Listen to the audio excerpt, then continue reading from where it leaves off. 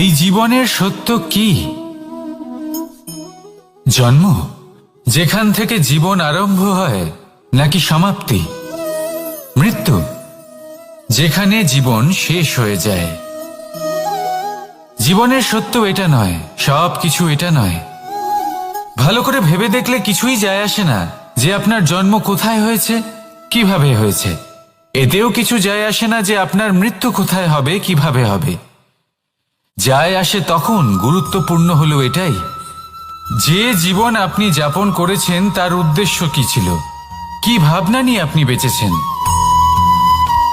এখন যদি আপনি এমন কিছু করেন যার দ্বারা এই সংসার আপনার থেকে জীবন যাপনের প্রেরণা পেতে পারে, মৃত্যুর পরেও আপনার কর্ম দেখে তা স্মরণ করে জীবনে বাঁচতে শেখেন, তাহলে তার তাৎপর্য হলো আপনি নিজের কর্মের দ্বারা, নির্বাচনের দ্বারা অমর হয়ে গেছেন। দেখুন, জীবনে দুশ্চিন্তা করা হলো বৃথা, মৃত্যুর ভয়ও হলো বৃথা। কারণ আত্মা কখনো মরে না, তাকে কেউ শেষ করতে পারে না। না কাল, না মৃত্যু, আর না সময়। যদি এমন কিছু থাকে যা আপনার আত্মাকে শেষ করে দিতে পারে, তাহলে তা আপনারই নিজের দুষ্কর্ম। তাই এই যে জীবনকাল আপনার কাছে রয়েছে, তাতে শুধু শুভ কর্ম করুন, দুশ্চিন্তা করা ত্যাগ করুন। এমন কর্ম করুন যা দেখে সংসার উচিত পথে চলে আসবে, শুভ কর্ম করবে। যদি আপনার মৃত্যুর পরে সংসার আপনাকে স্মরণ করে শিক্ষা লাভ করে, উচিত পথে চলে, প্রেরিত হয়, তাহলে আপনিও অমর হয়ে যাবেন। আসুন আমার সাথে ভালোবেসে বলুন, রাধা রাধা। কথায় আছে, যা কিছু অন্তর থেকে নিঃসৃত হয় তা অশুভ হয় না। অশুভ হলো সেই বোধ, সেই ইচ্ছে যা অন্তর থেকে নিঃসৃত হলেও কখনোই বিবেকের দ্বারা পরখ করা হয় না। এমনই একটা অনুভূতি হলো ক্রোধ। এই ক্রোধ আপনার বিবেকই হরণ করে নেয়, আপনার করুণা হরণ করে নেয়। আপনি ভাবনা চিন্তা করার যোগ্যতাই হারিয়ে ফেলেন। এবার যদি আপনি সংসারকে নিয়ন্ত্রণ করতে চান, ভবিষ্যতের ওপর নিয়ন্ত্রণ রাখতে চান, বর্তমানের ওপর নিয়ন্ত্রণ রাখতে চান, তাহলে প্রথমে নিজের ক্রোধের ওপর নিয়ন্ত্রণ করা শিখতে হবে। কারণ এই ক্রোধ আপনার বন্ধু নয়, এ আপনার শক্তি নয়, এ হলো আপনার দুর্বলতা। আর এটা শত্রুর শক্তি বাড়িয়ে তোলে, আর শেষ পর্যন্ত ক্ষতি আপনারই হয়। তাই এই ক্রোধকে নিজের নিয়ন্ত্রণে রাখুন। অশুভ মন্তব্য আপনা থেকেই অসফল হয়ে যাবে। আসুন আমার সাথে ভালোবেসে বলুন, রাধা রাধা। প্রশান্তি জড়িত নিদ্রা মানুষের জীবনের একটা অত্যন্ত গুরুত্বপূর্ণ সুখ এবং প্রয়োজনীয়তাও। দেখতে গেলে এই সংসারের প্রত্যেক পশু পাখি, প্রত্যেক জীব অবশ্যই নিদ্রা প্রাপ্ত করেন, কিন্তু মানুষ, যার মধ্যে বিচার বিবেচনা করার শক্তি অন্যদের থেকে অনেক বেশি, তার কিন্তু ঘুমের কিছু সমস্যা অবশ্যই হয়। কি বলেন, তাই তো? এবার এর কারণ কি? চিন্তা। এবার চিন্তা আমাদের সবার জীবনে আছে। আমরা সকলে জানি যে চিন্তা কখনো আমাদের সাহায্য করে না, তাও আমাদের জীবনে আছে। কেন? চিন্তার মাধ্যমে কি কখনো কোনো সমস্যার সমাধান হয়েছে? অর্থের চিন্তা করলে কি অর্থ লাভ হয়? ভবিষ্যতের চিন্তা করলে কি ভবিষ্যৎ ঠিক হয়ে যায়? স্বাস্থ্যের চিন্তা করলে কি স্বাস্থ্য নিজে থেকেই ঠিক হয়? হয় না। তাহলে এই সব কিছু থেকে আমাদের একটা ছোট্ট শিক্ষা অবশ্যই লাভ করা উচিত। আপনিও আপনার কাঁধ থেকে চিন্তার এই বোঝা নামিয়ে ফেলুন। আর এই সব ইচ্ছে একত্রিত হয়ে আমাদের মনে চিন্তা উৎপন্ন করে। তাই এই চিন্তাগুলিকে ত্যাগ করুন। প্রকৃতির প্রেমের উপর বিশ্বাস রাখুন। মনে রাখবেন, যিনি চিন্তামুক্ত হবেন তিনি চিতামুক্ত হবেন। সুখের নিদ্রা প্রাপ্ত করুন, আর নিদ্রায় যাবার আগে আমার সাথে ভালোবেসে বলুন, রাধা রাধা। মহাদেব, সেই দেবতা যিনি মহান, যাকে দেবতাদের দেবতা বলা হয়, যিনি হলেন আমার আরাধ্য, কখনো আপনার মনে এই প্রশ্ন এসেছে যে শিবকেই কেন মহাদেব বলা হয়, অন্য কোনো দেবতাকে কেন বলা হয় না? সেই কারণ মহাদেবের মধ্যে, ওনার মধ্যে এমন এক বিশেষ গুণ রয়েছে যা অন্য কারণ নেই। তা হলো নিঃস্বার্থ হয়ে মানুষের সেবা করা। যদি প্রয়োজন পড়ে, যদি সৃষ্টির পথে বিনাশের কালো মেঘ ছেয়ে থাকে, তখন নিজের প্রাণের চিন্তা না করে হলাহল পান করার জন্য প্রস্তুত থাকেন মহাদেব। আর এই অদ্বিতীয় ত্যাগের জন্যই শিবকে মহাদেব বলে ডাকা হয়। এবার যদি কোনো মানুষও নিঃস্বার্থ ভাবনার দ্বারা নিজেকে অর্পণ করে দেয় এই জগতের কল্যাণের জন্য, মানুষের সেবার জন্য, তাহলে তিনিও মহাপুরুষ, মহামানব হতে পারেন। যদি কেউ অভুক্ত থাকেন তাহলে নিজের থালা থেকে অর্ধেক খাবার তাকে দিয়ে দিন। যদি কেউ অসুস্থ হন তাহলে তাকে সেবা করার, চিকিৎসা করার চেষ্টা করুন। এই জীবন শুধু নিজের জন্য নয়, অন্যদের প্রতি, সমস্ত সংসারের প্রতি উৎসর্গ করুন। যদি এইসব মানুষ শিখে যান তাহলে তিনি মহাদেবের পথে অগ্রসর হতে পারেন। যদি মানুষ নিঃস্বার্থ ভাবনার দ্বারা এই সংসারের সেবা করতে শিখে যান তাহলে তিনি নিশ্চিত রূপে মহামানব অবশ্যই হতে পারবেন। আসুন আমার সাথে ভালোবেসে বলুন, রাধা রাধা। স্বর্ণ, হিরে, মুক্ত, মানিক, এই সব কিছুকে আগে পাথর বলা হতো। তাহলে এমন কি হলো যে এদের রত্ন বলা হয়? আর রত্ন তা বাস্তবে আসলে কি? এটা হলো সেই পাথর যাকে আগে আগুনের তাপ সহ্য করতে হয়েছে, পরখ করা হয়েছে, যাচাই করা হয়েছে, এদের কাটার চেষ্টা করা হয়েছে, কিন্তু তারা কখনোই নষ্ট হয়নি, বরং তারা আরো উদ্ভাসিত হয়েছে, আরো উজ্জ্বল হয়েছে, এই সংসারে আরো প্রকাশ ছড়িয়ে দিয়েছে। সেই জন্য এরা হলো এত অমূল্য, সেই জন্য এরা হলো বহুমূল্য, সেই জন্য এদের রত্ন বলা হয়। এবার মানুষের কাছেও এই নির্বাচনের অধিকার রয়েছে যে আমরা শুধু পাথর হয়ে থাকব নাকি রত্ন হয়ে থাকব। কিভাবে? আমাদের জীবনেও অনেক সমস্যা রয়েছে, বাধা আছে, বিপত্তি আছে। আমরা সেই বাধার তাপে উত্তপ্ত হই, এই সমস্যা আমাদের কাটার চেষ্টা করে। অনেক মানুষ বিভিন্ন পরিস্থিতি আমাদের ভাঙার চেষ্টা করে, কিন্তু আমাদের নষ্ট হলে চলবে না। যেভাবে এই রত্ন সমস্যার সম্মুখীন হয়ে পাথর থেকে রত্ন হয়েছে, সেইভাবেই আমাদেরও আমাদের সমস্যার সম্মুখীন হয়ে রত্ন হয়ে উঠতে হবে, এই সংসারে প্রকাশের স্রোত হয়ে উঠতে হবে। তাহলে এটাই করুন আর আমার সাথে ভালোবেসে বলুন, রাধা রাধা। সংসারে সব থেকে বড় শক্তি আসলে কি? কেউ বলবেন শারীরিক শক্তি, কেউ বলবেন অস্ত্রের শক্তি, কেউ বলবেন জ্ঞানের শক্তি। ঠিক আছে, কিন্তু যদি আমি বলি সংসারের সব থেকে বড় শক্তি হলো শক্তি কোনো এক তথ্যের, আগে হ্যাঁ, তথ্য। এই তথ্য নিজেই কিন্তু খুব শক্তিশালী, অত্যন্ত শক্তিশালী অস্ত্র হলো এই তথ্য। আর সত্যি বলতে অনুচিত তথ্যের থেকে অনেক বেশি ঘাতক হলো অসম্পূর্ণ তথ্য। যেরকম আজ শাম্ব রুক্মির সাথে করেছে, ওকে অসম্পূর্ণ তথ্য দিয়েছে, তার ফলে বিনাশ হলো।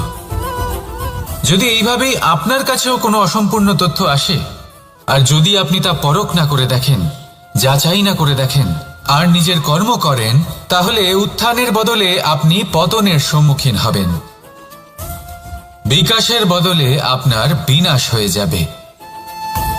মনে রাখবেন একটা অত্যন্ত গুরুত্বপূর্ণ কথা, সঠিক তথ্য পাওয়া সঠিক তথ্য দেওয়ার থেকে অনেক বেশি গুরুত্বপূর্ণ। আশা করি এই কথা আপনি বুঝেছেন। জীবনে যখনই কোনো তথ্য আপনি পাবেন, সেই বিষয়ে ভেবে দেখুন, পরখ করে দেখুন, যাচাই করুন, তারপর নিজের কর্ম করুন। আর আমার সাথে ভালোবেসে বলুন, রাধা রাধা। ধর্ম এবং প্রেম, এই দুই হলো একই মুদ্রার দুই পিঠ। যদি এদের মধ্যে কোনোটা নষ্ট হয়ে যায় তাহলে দ্বিতীয়টাও থাকে না। কখনো ভেবেছেন এমন কেন হয়? তার জন্য আগে আপনাকে বুঝতে হবে যে ধর্ম আসলে কি। ধর্ম সেটাই যা এই সংসারের প্রত্যেক মানুষকে একে অপরের সাথে সুখ এবং শান্তিতে থাকতে প্রেরণা যোগায়। এই প্রেরণার আধার হলো প্রেম। প্রেম সেটাই যে আপনার মধ্যে অন্য কারোর প্রতি করুণাবোধ জাগিয়ে তোলে, সম্মান জাগিয়ে তোলে। এবার যদি প্রেম চলে যায় তাহলে সবার আগে বিনাশ হবে সম্মান আর করুণাবোধের। এবার যেখানে না প্রেম রয়েছে, না সম্মান রয়েছে, না করুণা রয়েছে, সেখানে ধর্ম কিভাবে বাস করবে? অশুভ ইচ্ছে জাগ্রত হয়ে ওঠে, ক্রোধ জাগ্রত হয়ে ওঠে, অহংকার জাগ্রত হয়ে ওঠে, আর তারপর আরম্ভ হয় অধর্মের। তাই যা যা ভাবনা আপনার অন্তরে প্রবেশ করছে করতে দিন, কিন্তু যাই হোক না কেন এই প্রেমকে নিজের থেকে দূরে যেতে দেবেন না। এই প্রেমকে চিরকাল নিজের কাছে রাখুন, নিজের হৃদয়। আর এই প্রেম ভাব নিয়ে বলুন, রাধা রাধা। মানুষের জীবনে উন্নতি লাভ করার জন্য 3টি স্তম্ভের প্রয়োজন হয়। প্রথম স্তম্ভ শিক্ষা। এই শিক্ষা আমাদের জ্ঞান প্রদান করে। দ্বিতীয় স্তম্ভ ব্যবসা, যার দ্বারা আমরা ধন উপার্জন করি। তৃতীয় স্তম্ভ হলো আমাদের ঈশ্বর, আমাদের ইষ্ট। এনার সাথে যদি আমরা জুড়ে থাকতে পারি তাহলে এমন একটা মানসিক বল আপনি লাভ করবেন যেটা এই সংসারে আর কোথাও পাওয়া সম্ভব নয়। কিন্তু মানুষ অনেক সময় জীবনে এই 3টি স্তম্ভ লাভ করা সত্ত্বেও সামনে অগ্রসর হতে পারেন না। তখনও জীবনে কঠিন পরিস্থিতি আসতেই থাকে। এমনটা ঠিক কেন হয়? কারণ সে জীবনে এই 3টি স্তম্ভ লাভ করে নেয়, জীবনে প্রয়োগও করে, কিন্তু তার ভিতের কথা সে ভুলেই যায়। যেমন প্রথম স্তম্ভ অর্থাৎ শিক্ষা। এই শিক্ষার আধার হলো শুভ চেতনা। যদি অন্তরে শুভ চেতনা না থাকে তাহলে এই শিক্ষার কোনো গুরুত্ব থাকে না। দ্বিতীয় স্তম্ভ ব্যবসা। পরিশ্রম করে উপার্জন করতে হবে, এই কথাটা আমরা সবাই জানি এবং সবাই চেষ্টাও করি। কিন্তু ব্যবসা করতে করতে আমরা এটা ভুলে যাই আমাদের ব্যবহার কেমন হয়ে পড়েছে। এই ব্যবহার যদি শুভ হয় তাহলে আমাদের উপার্জন আস্তে আস্তে একটা স্থির জায়গায় এসে পৌঁছবে। এবং তৃতীয় স্তম্ভ আমাদের ভগবান। যদি ওনার স্মরণে আপনি যেতে চান তাহলে তার পূর্বে নিজের মা বাবাকে সেবা করুন, তাদের যত্ন করুন, তাদেরকে ভালোবাসুন, কারণ ওনারাই হলেন এই সংসারে আপনার সবথেকে বড় ইষ্ট। তাহলে 3 স্তম্ভের সাথে সাথে তাদের আধারকেও নিজের জীবনে প্রাধান্য দিন। কোনো সমস্যা আসবে না, জীবনে একের পর এক উন্নতি করবেন এবং এই মন প্রসন্ন হয়ে বলবে রাধা রাধা। সুখ, দুঃখ এবং শক্তি, এই 3 হলো এই সংসারের ত্রিদেবের মতো। আমাদের জীবনে যা কিছু ঘটছে এই 3টির ভিত্তির উপরেই হচ্ছে। আসলে এই সংসারের একটা নিয়ম আছে, যখনই আপনি কিছু লাভ করেন এই সংসার আপনার পরীক্ষা নেয়। এটা জানার জন্য আপনার পরীক্ষা নেয় যে আপনি যা কিছুই লাভ করেছেন আপনি কি আদৌ সেটার যোগ্য কিনা। ঠিক সেইভাবেই এই সুখ, দুঃখ এবং শক্তি আপনার পরীক্ষা নিয়ে থাকে। যখন সুখ আসে তখন সে আপনার পরীক্ষা নেয় যে আপনার মধ্যে অহংবোধ জাগ্রত হয়নি তো। যদি অহংবোধ চলে আসে তাহলে সুখ সেখানেই সঙ্গ ত্যাগ করে। দুঃখ আপনার ধৈর্যের পরীক্ষা নিতে থাকে, আর যদি আপনার মধ্যে ধৈর্য না থাকে তাহলে এটা আপনাকে আরো বেশি দুঃখের গভীর অন্ধকারে ঠেলে দেবে। সেখানে শক্তি পরীক্ষা নেয় আপনার বিনম্রতার। যদি আপনি বিনম্র না হন তাহলে হয় এই শক্তি আপনার সঙ্গ ত্যাগ করবে, নয় এই শক্তি বিনম্রতার অভাবে আপনার পতনের কারণ হতে পারে। এই সংসারে যে কোনো ব্যক্তি যিনি এই পরীক্ষায় উত্তীর্ণ হয়ে থাকেন এই জীবনে তিনি সাফল্য লাভ করেন। আসুন আমার সাথে ভালোবেসে বলুন রাধা রাধা। ভয়ের সাথে আমরা সবাই পরিচিত, কষ্টও আমরা সবাই পেয়েছি। কখনো কখনো আমরা অসুস্থ হয়ে পড়ি, আর এমন সময় হলে মাতার মমতা, কখনো বাবার স্নেহ, কখনো বন্ধুদের পাশে থাকার অনুভূতি আমাদের রোগ নিরাময়ে সাহায্য করে। কখনো যদি আমরা নিরাশ হয়ে পড়ি তখন যদি আমাদের কোনো আপনজন আমাদের দুটো ভালো কথা বলে, তখন আমাদের মনোবল বেড়ে যায়। ঠিক তেমন সংসারের এই রঙ্গমঞ্চে যদি আপনি পীড়িত অনুভব করেন, কিছু শুভ কথা আলোচনা করুন, কিছু স্তুতি গান করুন, কিছু মুহূর্তের জন্য হলেও নিজের ইষ্টদেবের কথা স্মরণ করুন আর প্রার্থনা করুন। সাহস বাড়বে, শক্তিও বৃদ্ধি পাবে এবং সামনে এগিয়ে চলার পথও দেখতে পাবেন। তখন এই মন প্রসন্ন হয়ে বলবে, রাধা রাধা।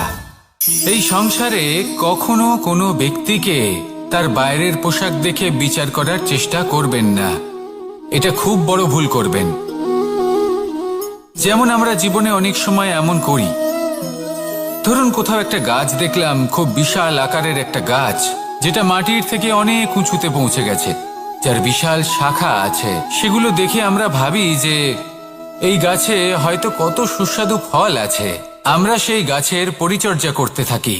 আবার অন্যদিকে হলো একটি তৃণ, যেটা মাটি থেকে কিছুটা উঁচুতে পৌঁছেছে, কিন্তু সেই তৃণর নিচে, মাটির নিচে অত্যন্ত সুস্বাদু ফল বা সবজি জন্ম নেয়, যা আমাদের স্বাস্থ্যের পক্ষে অত্যন্ত উপকারী। সেই জন্য কখনো আবরণ দেখে কাউকে বিচার করতে চেষ্টা করবেন না। তার বদলে এটা বোঝার চেষ্টা করুন যে আপনার সামনে যে ব্যক্তি আছে বা বস্তু আছে, তার বিশেষত্ব কি। যদি এই বিশেষত্ব বোঝার ক্ষমতা আপনি অর্জন করেন, যদি এই শিল্প আপনি নিজের ভেতরে জাগ্রত করেন, তাহলে এই সংসারে বিশেষত্ব কি সেটা আপনি জানতে পারবেন। আর এই সমস্ত খেলা দৃষ্টি থেকে নয়, দৃষ্টিভঙ্গি থেকে জন্ম নেয়। দৃষ্টিভঙ্গি সবসময় শুভ রাখুন আর আমার সাথে ভালোবেসে বলুন, রাধা রাধা। যখন আমরা কোনো বনে প্রবেশ করি, তখন এই সবুজ ঘাস দেখে, এই কোমল ঘাস দেখে আমাদের মন প্রফুল্ল হয়ে ওঠে।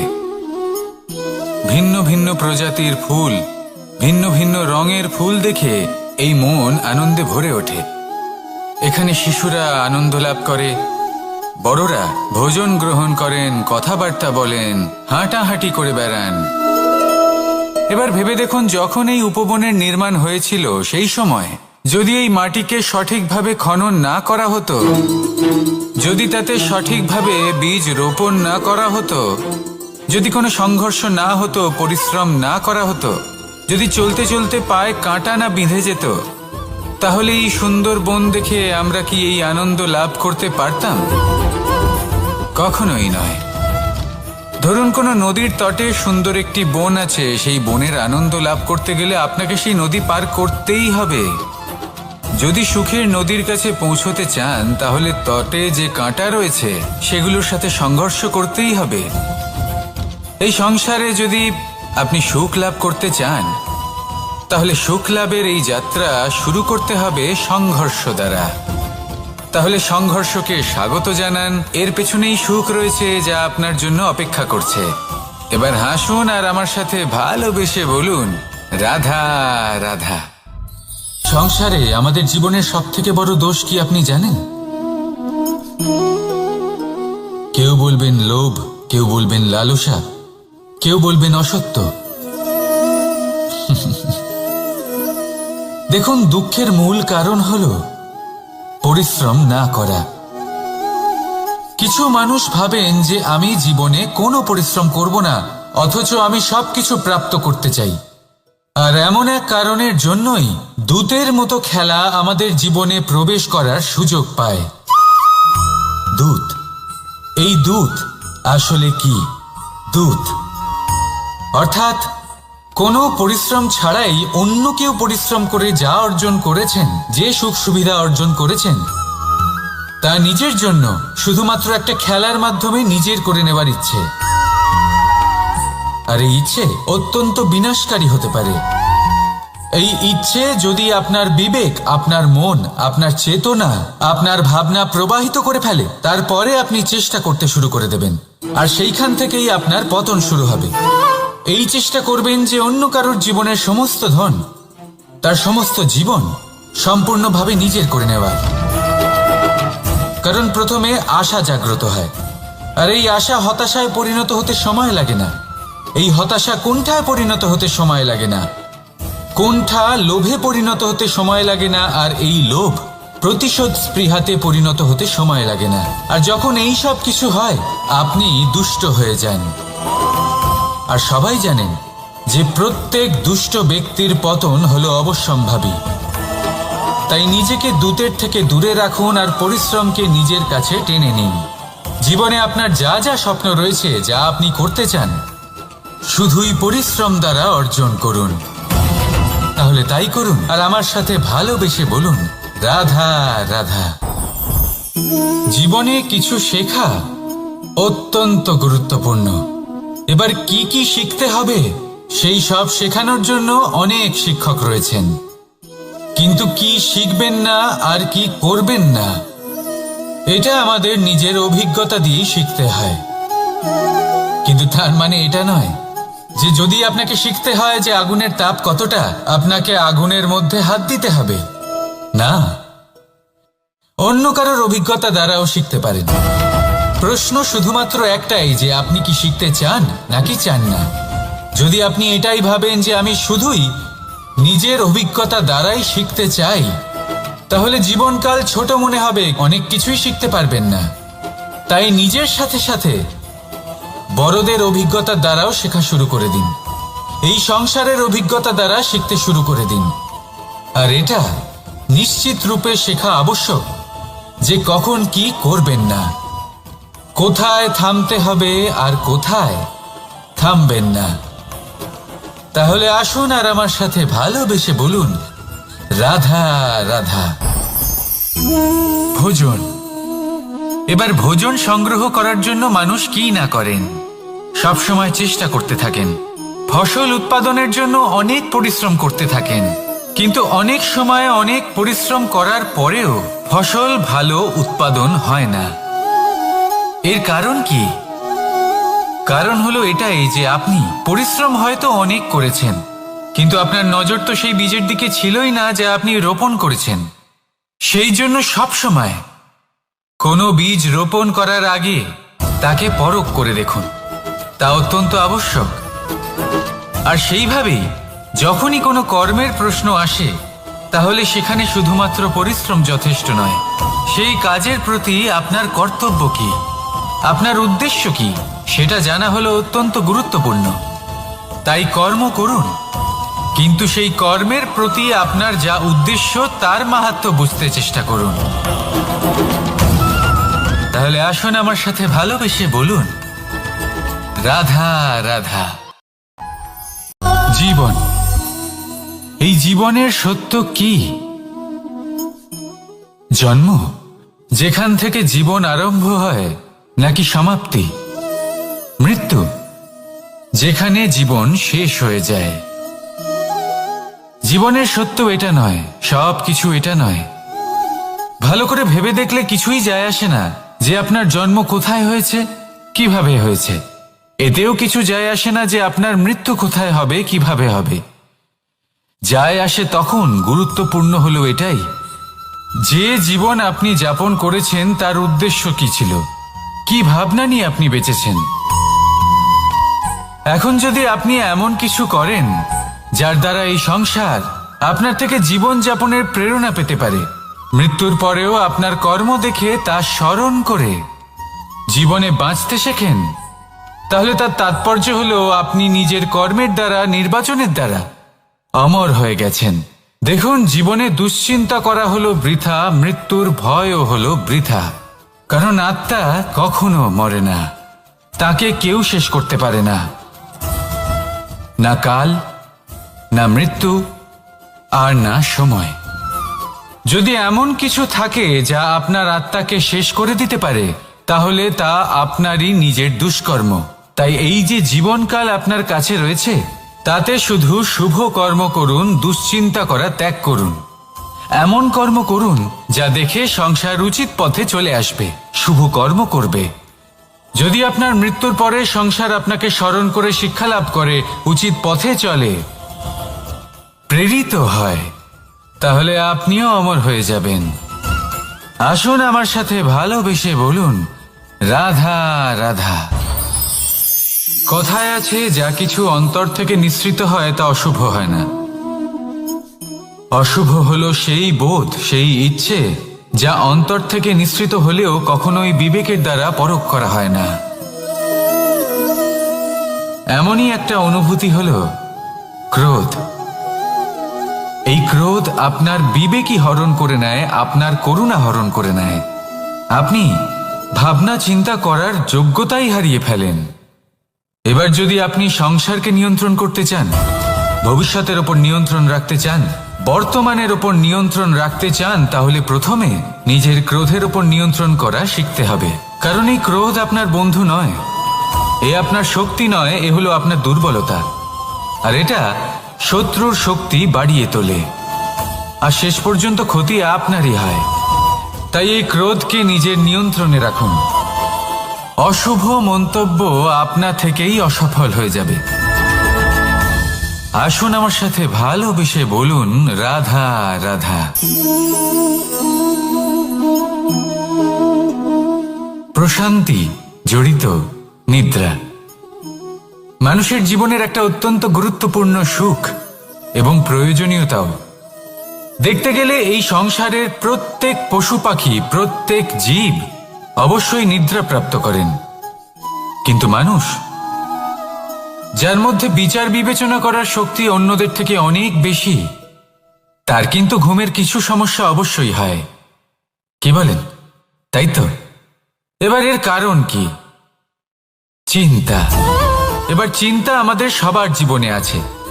আমরা সকলে জানি যে চিন্তা কখনো আমাদের সাহায্য করে না, তাও আমাদের জীবনে আছে। কেন? চিন্তার মাধ্যমে কি কখনো কোনো সমস্যার সমাধান হয়েছে? অর্থের চিন্তা করলে কি অর্থ লাভ হয়? ভবিষ্যতের চিন্তা করলে কি ভবিষ্যৎ ঠিক হয়ে যায়? স্বাস্থ্যের চিন্তা করলে কি স্বাস্থ্য নিজে থেকেই ঠিক হয়? হয় না। তাহলে এই সব কিছু থেকে আমাদের একটা ছোট্ট শিক্ষা অবশ্যই লাভ করা উচিত। আপনিও আপনার কাঁধ থেকে চিন্তার এই বোঝা নামিয়ে ফেলুন। আর ইচ্ছে, এই সব ইচ্ছে একত্রিত হয়ে আমাদের মনে চিন্তা উৎপন্ন করে। তাই এই চিন্তাগুলিকে ত্যাগ করুন। প্রকৃতির প্রেমের ওপর বিশ্বাস রাখুন।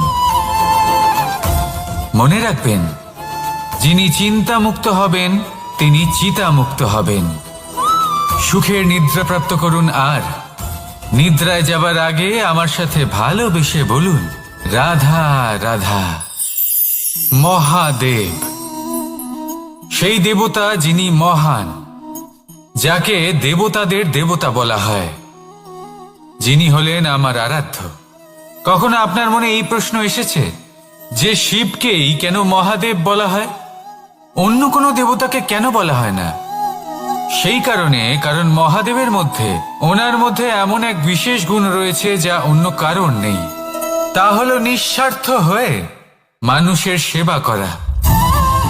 যদি প্রয়োজন পড়ে, যদি সৃষ্টির পথে বিনাশের কালো মেঘ ছেয়ে থাকে, তখন নিজের প্রাণের চিন্তা না করে হলাহল পান করার জন্য প্রস্তুত থাকেন মহাদেব।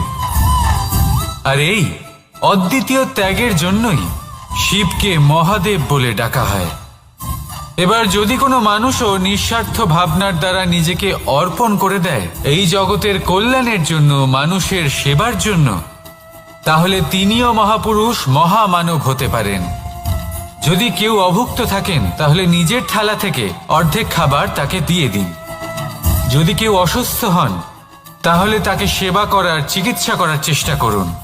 এই জীবন শুধু নিজের জন্য নয়, অন্যদের প্রতি, সমস্ত সংসারের প্রতি উৎসর্গ করুন। যদি এইসব মানুষ শিখে যান, তাহলে তিনি মহাদেবের পথে অগ্রসর হতে পারেন। যদি মানুষ নিঃস্বার্থ ভাবনার দ্বারা এই সংসারের সেবা করতে শিখে যান, তাহলে তিনি নিশ্চিত রূপে মহামানব অবশ্যই হতে পারবেন। আসুন আমার সাথে ভালোবেসে বলুন, রাধা রাধা। স্বর্ণ, হিরে, মুক্ত, মানিক, এই সব কিছুকে আগে পাথর বলা হতো। তাহলে এমন কি হলো যে এদের রত্ন বলা হয়? আর রত্ন তা বাস্তবে আসলে কি?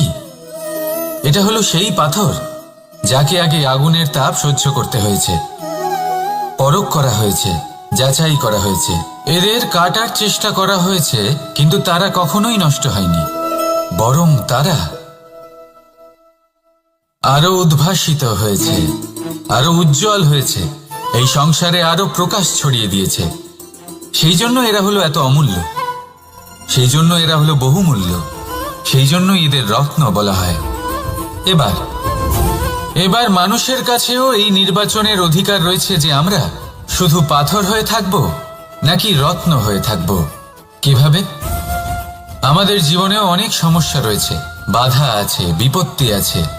আমরা সেই বাধার তাপে উত্তপ্ত হই, এই সমস্যা আমাদের কাটার চেষ্টা করে। অনেক মানুষ বিভিন্ন পরিস্থিতি আমাদের ভাঙার চেষ্টা করে, কিন্তু আমাদের নষ্ট হলে চলবে না। যেভাবে এই রত্ন সমস্যার সম্মুখীন হয়ে পাথর থেকে রত্ন হয়েছে, সেইভাবেই আমাদেরও আমাদের সমস্যার সম্মুখীন হয়ে রত্ন হয়ে উঠতে হবে, এই সংসারে প্রকাশের স্রোত হয়ে উঠতে হবে। তাহলে এটাই করুন আর আমার সাথে ভালোবেসে বলুন, রাধা রাধা। সংসারে সব থেকে বড় শক্তি আসলে কি? কেউ বলবেন শারীরিক শক্তি, কেউ বলবেন অস্ত্রের শক্তি, কেউ বলবেন জ্ঞানের শক্তি। ঠিক আছে, কিন্তু যদি আমি বলি সংসারের সব থেকে বড় শক্তি হলো শক্তি কোনো এক তথ্যের, আগে হ্যাঁ, তথ্য। এই তথ্য নিজেই কিন্তু খুব শক্তিশালী, অত্যন্ত শক্তিশালী অস্ত্র হলো এই তথ্য। আর সত্যি বলতে অনুচিত তথ্যের থেকে অনেক বেশি ঘাতক হলো অসম্পূর্ণ তথ্য। যেরকম আজ শাম্ব রুক্মির সাথে করেছে, ওকে অসম্পূর্ণ তথ্য দিয়েছে, তার ফলে বিনাশ হলো। যদি এইভাবেই আপনার কাছেও কোনো অসম্পূর্ণ তথ্য আসে, আর যদি আপনি তা পরখ না করে দেখেন, যাচাই না করে দেখেন, আর নিজের কর্ম করেন, তাহলে উত্থানের বদলে আপনি পতনের সম্মুখীন হবেন, বিকাশের বদলে আপনার বিনাশ হয়ে যাবে। মনে রাখবেন একটা অত্যন্ত গুরুত্বপূর্ণ কথা, সঠিক তথ্য পাওয়া সঠিক তথ্য দেওয়ার থেকে অনেক বেশি গুরুত্বপূর্ণ। আশা করি এই কথা আপনি বুঝেছেন। জীবনে যখনই কোনো তথ্য আপনি পাবেন, সেই বিষয়ে ভেবে দেখুন, পরখ করে দেখুন, যাচাই করুন, তারপর নিজের কর্ম করুন। আর আমার সাথে ভালোবেসে বলুন, রাধা রাধা। ধর্ম এবং প্রেম, এই দুই হলো একই মুদ্রার দুই পিঠ। যদি এদের মধ্যে কোনোটা নষ্ট হয়ে যায়, তাহলে দ্বিতীয়টাও থাকে না। কখনো ভেবেছেন এমন কেন হয়? তার জন্য আগে আপনাকে বুঝতে হবে যে ধর্ম আসলে কি। ধর্ম সেটাই যা এই সংসারের প্রত্যেক মানুষকে একে অপরের সাথে সুখ এবং শান্তিতে থাকতে প্রেরণা যোগায়। এই প্রেরণার আধার হলো প্রেম। প্রেম সেটাই যা আপনার মধ্যে অন্য কারোর প্রতি করুণাবোধ জাগিয়ে তোলে, সম্মান জাগিয়ে তোলে। এবার যদি প্রেম চলে যায়, তাহলে সবার আগে বিনাশ হবে সম্মান আর করুণাবোধের। এবার যেখানে না প্রেম রয়েছে, না সম্মান রয়েছে, না করুণা রয়েছে, সেখানে ধর্ম কিভাবে বাস করবে? অশুভ ইচ্ছে জাগ্রত হয়ে ওঠে, ক্রোধ জাগ্রত হয়ে ওঠে, অহংকার জাগ্রত হয়ে ওঠে, আর তারপর আরম্ভ হয় অধর্মের। তাই যা যা ভাবনা আপনার অন্তরে প্রবেশ করছে, করতে দিন, কিন্তু যাই হোক না কেন, এই প্রেমকে নিজের থেকে দূরে যেতে দেবেন না। এই প্রেমকে চিরকাল নিজের কাছে রাখুন, নিজের হৃদয়। আর এই প্রেম ভাব নিয়ে বলুন, রাধা রাধা। মানুষের জীবনে উন্নতি লাভ করার জন্য তিনটি স্তম্ভের প্রয়োজন হয়। প্রথম স্তম্ভ শিক্ষা। এই শিক্ষা আমাদের জ্ঞান প্রদান করে।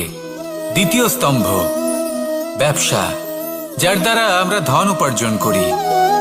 তৃতীয় স্তম্ভ হলো আমাদের ঈশ্বর, আমাদের ইষ্ট। এনার সাথে যদি আমরা জুড়ে থাকতে পারি, তাহলে এমন একটা মানসিক বল আপনি লাভ করবেন যেটা এই সংসারে আর কোথাও পাওয়া সম্ভব নয়।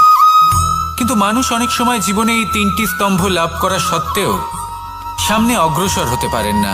তখনও জীবনে কঠিন পরিস্থিতি আসতেই থাকে। এমনটা ঠিক কেন হয়? কারণ সে জীবনে এই তিনটি স্তম্ভ লাভ করে নেয়, জীবনে প্রয়োগও করে, কিন্তু তার ভিতের কথা সে ভুলেই যায়। যেমন প্রথম স্তম্ভ অর্থাৎ শিক্ষা, এই শিক্ষার আধার হলো শুভ চেতনা। যদি অন্তরে শুভ চেতনা না থাকে তাহলে এই শিক্ষার কোনো গুরুত্ব থাকে না। দ্বিতীয় স্তম্ভ, ব্যবসা। পরিশ্রম করে উপার্জন করতে হবে, এই কথাটা আমরা সবাই জানি এবং সবাই চেষ্টাও করি। কিন্তু ব্যবসা করতে করতে আমরা এটা ভুলে যাই আমাদের ব্যবহার কেমন হয়ে পড়েছে। এই ব্যবহার যদি শুভ হয় তাহলে আমাদের উপার্জন আস্তে আস্তে একটা স্থির জায়গায় এসে পৌঁছবে। এবং তৃতীয় স্তম্ভ, আমাদের ভগবান।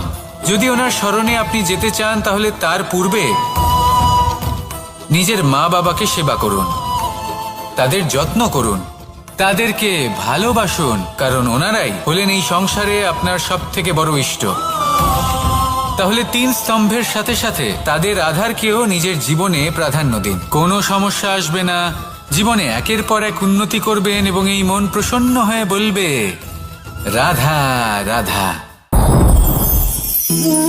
সুখ, দুঃখ এবং শক্তি, এই 3 হলো এই সংসারের ত্রিদেবের মতো। আমাদের জীবনে যা কিছু ঘটছে এই 3টির ভিত্তির উপরেই হচ্ছে। আসলে এই সংসারের একটা নিয়ম আছে, যখনই আপনি কিছু লাভ করেন এই সংসার আপনার পরীক্ষা নেয়। এটা জানার জন্য আপনার পরীক্ষা নেয় যে আপনি যা কিছুই লাভ করেছেন আপনি কি আদৌ সেটার যোগ্য কিনা। ঠিক সেইভাবেই এই সুখ, দুঃখ এবং শক্তি আপনার পরীক্ষা নিয়ে থাকে। যখন সুখ আসে তখন সে আপনার পরীক্ষা নেয় যে আপনার মধ্যে অহংবোধ জাগ্রত হয়নি তো। যদি অহংবোধ চলে আসে তাহলে সুখ সেখানেই সঙ্গ ত্যাগ করে। দুঃখ আপনার ধৈর্যের পরীক্ষা নিতে থাকে, আর যদি আপনার মধ্যে ধৈর্য না থাকে তাহলে এটা আপনাকে আরো বেশি দুঃখের গভীর অন্ধকারে ঠেলে দেবে। সেখানে শক্তি পরীক্ষা নেয় আপনার বিনম্রতার। যদি আপনি বিনম্র না হন তাহলে হয় এই শক্তি আপনার সঙ্গ ত্যাগ করবে, নয় এই শক্তি বিনম্রতার অভাবে আপনার পতনের কারণ হতে পারে। এই সংসারে যে কোনো ব্যক্তি যিনি এই পরীক্ষায় উত্তীর্ণ হয়ে থাকেন এই জীবনে তিনি সাফল্য লাভ করেন। আসুন আমার সাথে ভালোবেসে বলুন রাধা রাধা। ভয়ের সাথে আমরা সবাই পরিচিত, কষ্টও আমরা সবাই পেয়েছি। কখনো কখনো আমরা অসুস্থ হয়ে পড়ি, আর এমন সময় হলে মাতার মমতা, কখনো বাবার স্নেহ, কখনো বন্ধুদের পাশে থাকার অনুভূতি আমাদের রোগ নিরাময়ে সাহায্য করে। কখনো যদি আমরা নিরাশ হয়ে পড়ি, তখন যদি আমাদের কোনো আপনজন আমাদের দুটো ভালো কথা বলে তখন আমাদের মনোবল বেড়ে যায়। ঠিক তেমন সংসারের এই রঙ্গমঞ্চে যদি আপনি পীড়িত অনুভব করেন, কিছু শুভ কথা আলোচনা করুন, কিছু স্তুতি গান করুন, কিছু মুহূর্তের জন্য হলেও নিজের ইষ্টদেবের কথা স্মরণ করুন আর প্রার্থনা করুন। সাহস বাড়বে, শক্তিও বৃদ্ধি পাবে এবং সামনে এগিয়ে চলার পথও দেখতে পাবেন। তখন এই মন প্রসন্ন হয়ে বলবে রাধা রাধা। এই সংসারে কখনো কোনো ব্যক্তিকে তার বাইরের পোশাক দেখে বিচার করার চেষ্টা করবেন না, এটা খুব বড় ভুল করবেন। যেমন আমরা জীবনে অনেক সময় এমন করি, ধরুন কোথাও একটা গাছ দেখলাম, খুব বিশাল আকারের একটা গাছ যেটা মাটির থেকে অনেক উঁচুতে পৌঁছে গেছে, যার বিশাল শাখা আছে। সেগুলো দেখে আমরা ভাবি যে এই গাছে হয়তো কত সুস্বাদু ফল আছে, আমরা সেই গাছের পরিচর্যা করতে থাকি। আবার অন্যদিকে হলো একটি তৃণ যেটা মাটি থেকে কিছুটা উঁচুতে পৌঁছেছে, কিন্তু সেই তৃণর নিচে, মাটির নিচে অত্যন্ত সুস্বাদু ফল বা সবজি জন্ম নেয়, যা আমাদের স্বাস্থ্যের পক্ষে অত্যন্ত উপকারী। সেই জন্য কখনো আবরণ দেখে কাউকে বিচার করতে চেষ্টা করবেন না। তার বদলে এটা বোঝার চেষ্টা করুন যে আপনার সামনে যে ব্যক্তি আছে বা বস্তু আছে তার বিশেষত্ব কি। যদি এই বিশেষত্ব বোঝার ক্ষমতা আপনি অর্জন করেন, যদি এই শিল্প আপনি নিজের ভেতরে জাগ্রত করেন, তাহলে এই সংসারে বিশেষত্ব কি সেটা আপনি জানতে পারবেন। আর এই সমস্ত খেলা দৃষ্টি থেকে নয়, দৃষ্টিভঙ্গি থেকে জন্ম নেয়। দৃষ্টিভঙ্গি সবসময় শুভ রাখুন আর আমার সাথে ভালো